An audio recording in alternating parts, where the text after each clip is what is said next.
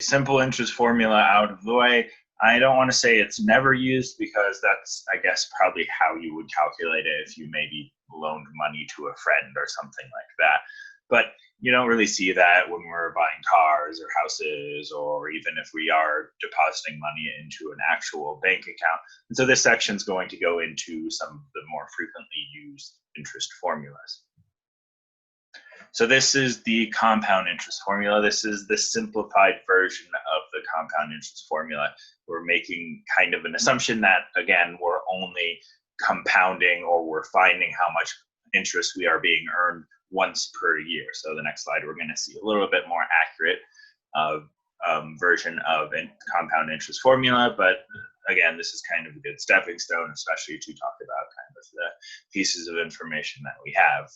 So A is going to be the amount in account, and in our account, if we're feeling fancy, we would call that our future value after our interest is applied. P is our principal, so you did change it.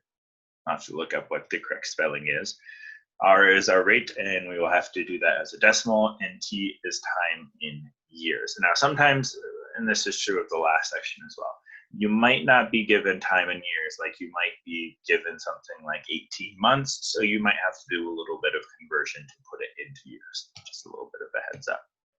So let's say that now we're depositing in $2,000 into a savings account that has a rate of 6%, and we're assuming that it is compounded once per year. How much interest will be earned at the end of the year? I think I wanted to do 3 years as opposed to 1 year. So I'm going to use my formula. I know that I deposited 2,000, that's my principal. My rate is 6%, so now it's going to be 0.06. And then my time is going to be 3 for 3 years. And then I would do 1.06 to the third times 2,000 would get me approximately 2,382.03, which reminds me, I remember my math lab can be pretty particular about this section and the rounding. When I grade tests or quizzes or your assignments, I'm not going to be super precise and say, oh, I got 0.02 and you got 0.03. My math lab will do that. So if you're going through a problem and you see that you're only slightly off, and my math lab just ducks the points from you, shoot me an email. I know how to kind of work around that, and I'll probably just give you the points and not even mess with my math lab for that.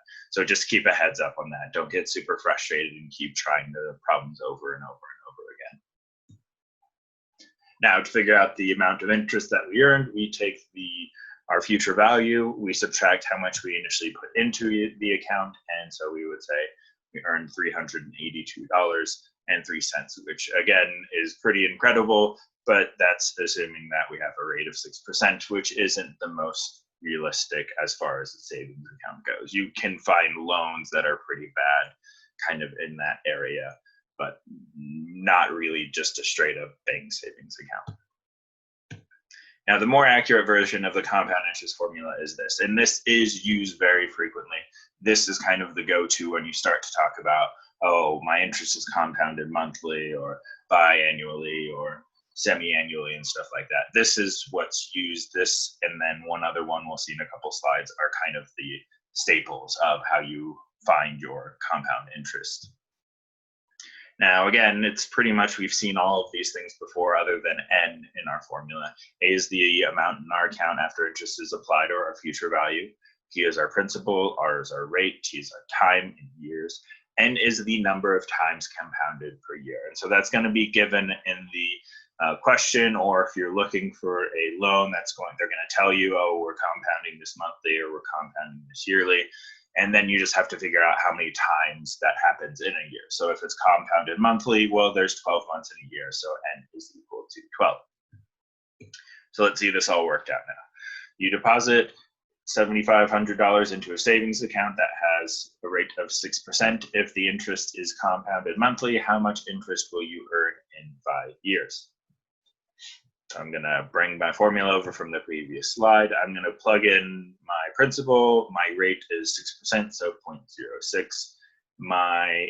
My compounded, it's compounded monthly, so my N is 12. And then I have my money in my account for 5 years. So that's where the T is equal to 5.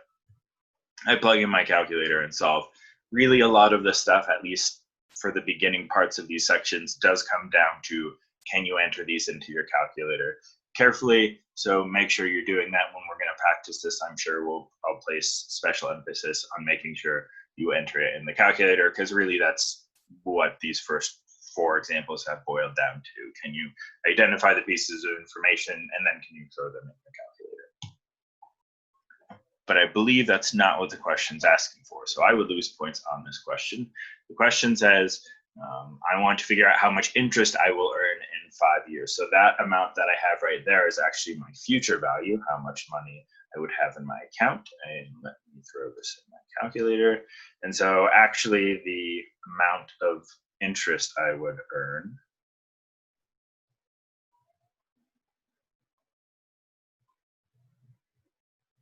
would be $2,606.18. So make sure you're carefully reading the question, like I did in this case. Sometimes they're going to ask you for your future value, or they might say, like, what's your total amount in your account? That is your A.